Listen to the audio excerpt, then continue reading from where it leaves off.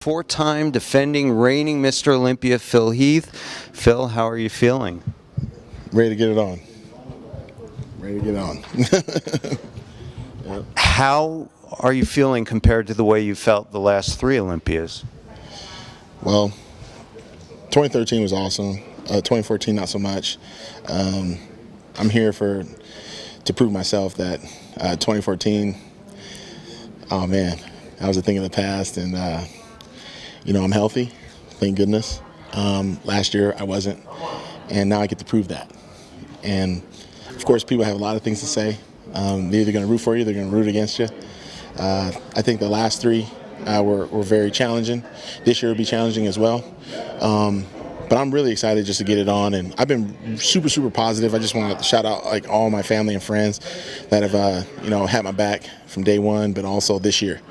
And they all have produced a positive working environment, and you see I'm smiling, and there's no fake in it. Just I want to get up on stage and prove to myself that I belong as champion again. Did you and Hani do anything different this year? Did you play with the formula that's been so successful for you in the past? I think what we did initially was say, what look did we like the best? And we were battling between 2011 and 2013. And for some reason, we were like, well, why not? Like in 2011 or 2013, we said, well, why not combine 2011 and 2012 and see what happens? Different type of training, more density, but also change up the density training with the high volume. And that's how we got 2013. But I started realizing like I was really balanced in 2011. Like super balanced. That was like the first year that no one really talked about just one body part. And I was like, why not just blow out that physique, because I'm much bigger than I was in 2011. So that's what we did. And a lot of training, a lot of two-a-days. There was days I'd be in the gym 3 a.m. And I just took an approach where no one will outwork me, and I'll be able to do it with a smile on my face because I actually enjoy to do what I do. I don't ever complain. I'm not looking for sympathy or anything. I try to show that bodybuilding is a beautiful thing and it's fun. No one has to hold my hand or, pump me up to go to the gym.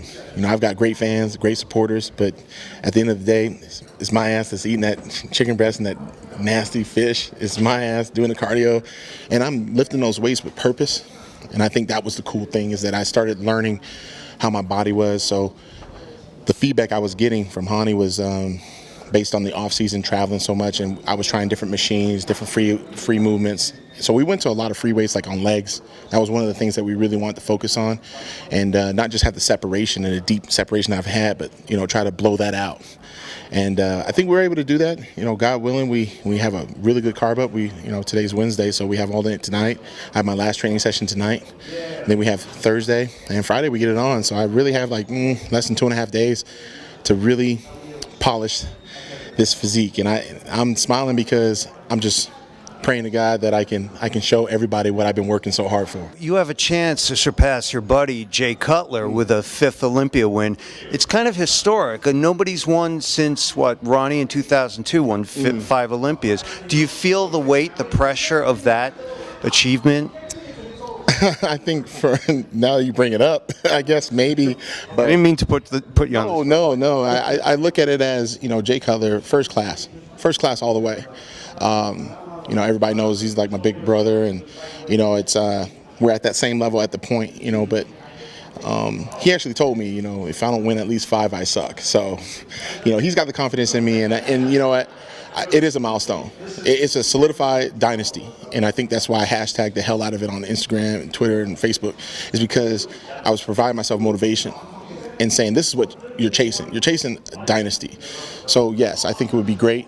I was just talking to Greg Merritt from Flex and about the fact that Ronnie Coleman won his first Mr. Olympia at 33 years old.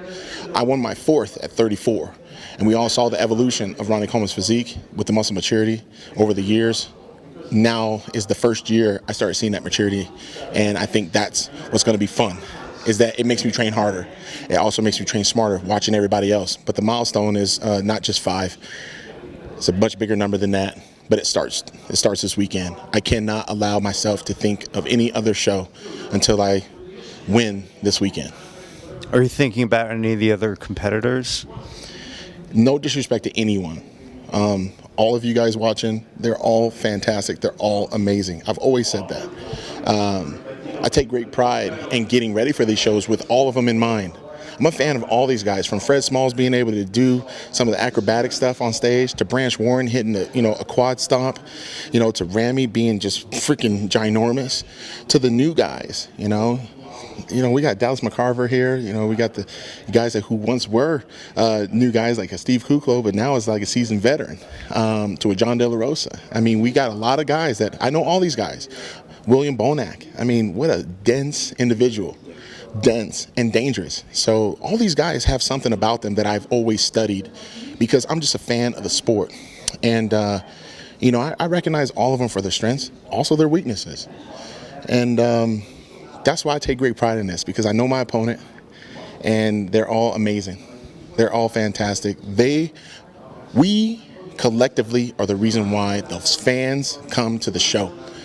And it's upon us to give them a show.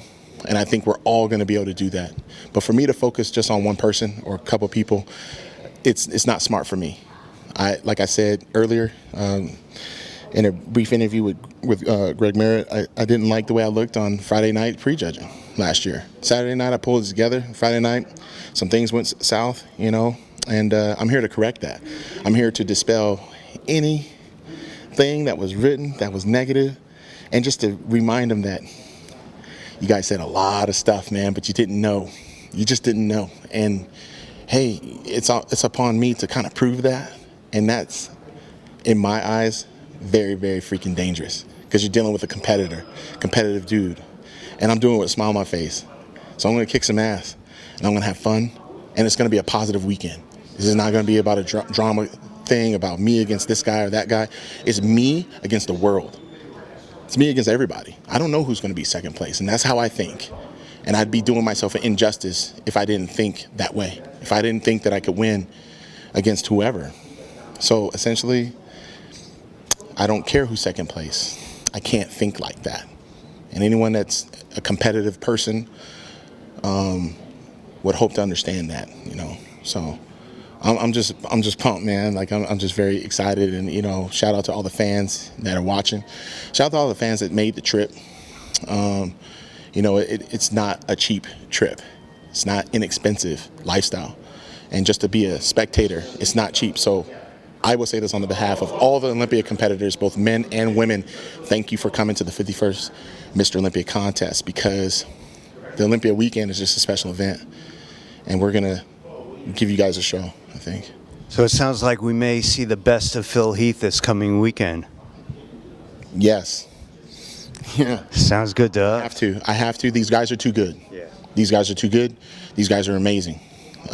If I were them, I'd be like, man, Phil comes in slightly off, I'm kicking his ass. But they have to understand, a real Jedi knows that. And they also have to ask themselves a question.